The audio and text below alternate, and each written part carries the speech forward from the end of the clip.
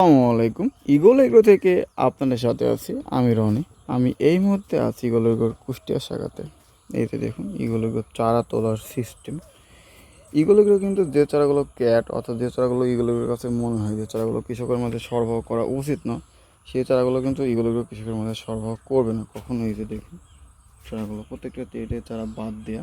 এখানে শুধু এ গ্রেডের চারাগুলো ইগল এগ্রো প্যাকেটিং করছে, আর বি গ্রেডের চারাগুলো সব বাদ দিয়ে দিচ্ছে। এই যে দেখুন। তো আপনারা যারা টমেটো লাগাবেন ভাবতেছেন, বাহুবলী, তারা কিন্তু ইগলের সাথে নিঃসন্দেহে যোগাযোগ করতে পারেন। ইগলের কাছে এই মুহূর্তে পর্যাপ্ত পরিমাণ বাহুবলী টমেটোর চারা আছে এবং চারা রেডি হচ্ছে। তো আপনারা যারা 10 দিন 15 দিন এবং কি রেডি চারা খুঁজতেছেন টমেটো, তারা ইগলের সাথে যোগাযোগ করতে পারেন। ইগলের কাছে এই মুহূর্তে পর্যাপ্ত পরিমাণ টমেটোর চারা আছে।